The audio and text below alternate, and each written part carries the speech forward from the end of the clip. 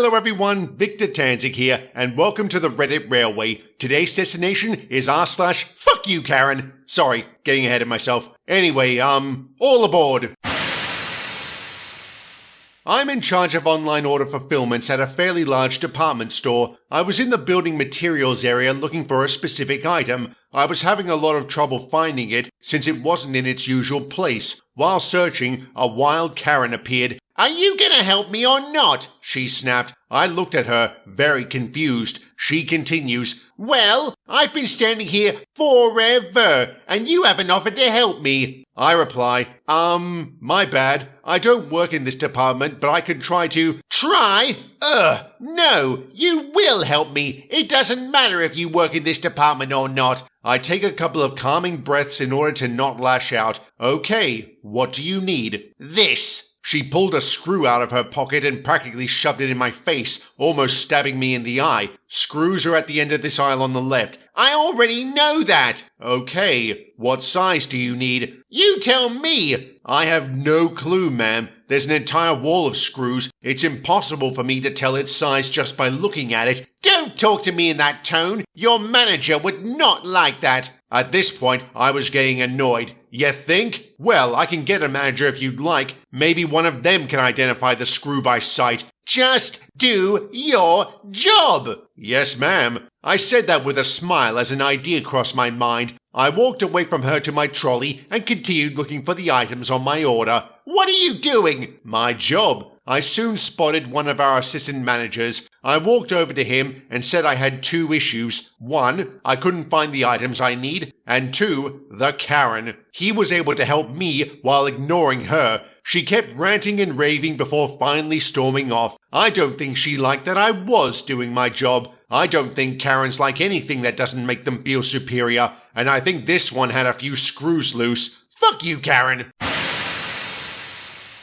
As a photographer, I run into a lot of Karens. Last month, I was hired to shoot a house that was up for sale. When I arrived, I noticed a male neighbor nearby. I'll call him Ken. I got out of my car and started taking pictures. I noticed this guy was staring at me a couple of times. After a while, he came up to me and said, "The owner told me to tell you taking pictures isn't allowed." Apparently, this neighbor was authorized to tell me to get off the property. I told him it was the owner who hired me. Ken said I was lying and that he would have told me if someone was coming. I knew he was full of crap and told him as such. He got angry and threatened to call the police if I didn't leave. I told him to go ahead, which startled him. I then walked up to the front door, took out my key, and went inside to continue my work. He tried to follow me, but I shut the door in his face. While shooting the interior, he followed me around from the outside. He was recording me with his phone the entire time. Every now and then, I'd smile and wave at him. As I was leaving, he approached me again, saying he had called the police and that I should wait for them to arrive. I didn't. I told him I was done and that I was leaving. I encouraged him to take a picture of my license plate if he hadn't already. I said the cops would call me if they had any questions. Then I took a picture of him. He was pissed. An hour later, I got a call from a very apologetic police officer. He seemed embarrassed to say why he had called, so I asked him if it was because he'd spoken to a male Karen on such and such street. He started cracking up and said yes. Apparently, Ken demanded I be arrested, jailed, beaten to a pulp, etc. The officer said he had spent the better part of the past hour trying to explain to Ken I had done nothing wrong. He was calling me as a formality. We both had a good laugh, and he asked if I intended to go back to the property. I said that depends on whether the client hires me again. I loved my job, and I'm sure you love sticking it to this guy. Fuck you, Karen. Sorry, force of habit. Fuck you, Ken. I was the director of sales operations for a $40 million a year software company. Karen was on my team. She was in a minor car accident that put her in a neck brace. She also needed weekly sessions of physical therapy and had some restrictions placed on her duties. I accommodated all of these without issues. But despite that, Karen decided coming into work was optional. HR knows she was repeatedly absent for days at a time over multiple weeks in a row. They didn't give me the details, but told me the documentation provided by her doctor did not justify these absences. To make matters worse, Karen never gave notice. She never called to say she wouldn't be coming in and never said how long she would be gone. HR eventually told Karen she either needed to attend work or get a doctor to sign off on short-term disability. Her original doctor wouldn't sign off on disability, so she found one who would. She practically bragged to the team about this. Karen went on disability, and I was able to get a temp to cover for her until she returned. To be honest, I preferred it this way, as it meant my team would no longer be short-staffed. Some of my co-workers kept in touch with Karen while she was gone.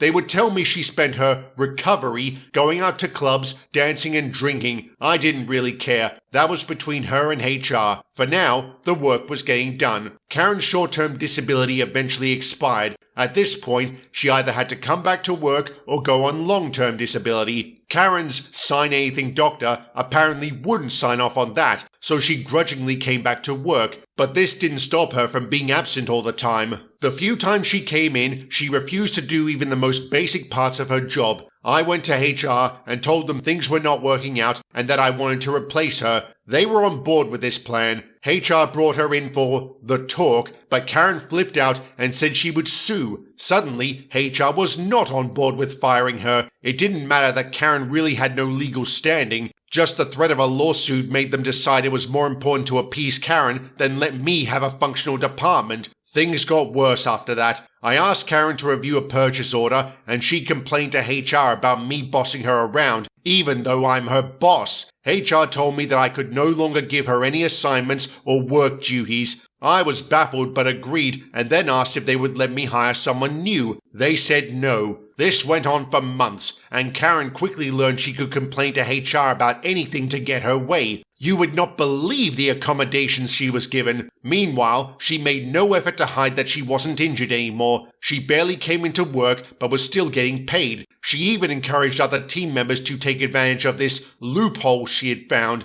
Then one day during the month-end crunch, Karen didn't show up. I called and asked if she planned to come in. It was a simple question, carefully crafted to be neutral in tone. She told HR I had harassed her with my phone call, and I got written up. When that happened, I immediately put in my 2 weeks' notice. After I left, sales operations fell apart. A senior VP at the company had to take over until they could find my replacement. HR was certainly not going to tell this guy he couldn't give Karen duties, so he did. About a month after I quit, Karen called me. She was furious now that she had to actually work. She told me she was going to report me to HR, even though I didn't work for the company anymore. And believe it or not, she did. I kept in touch with members of my old team, and they told me HR laughed her out of their office. But here's where it gets absurd. Karen called me again and demanded I give her the contact information for the HR department at my new job. I couldn't believe the sheer stupidity of this woman. I giggled at her before hanging up and blocking her. She was eventually fired. She didn't get any unemployment benefits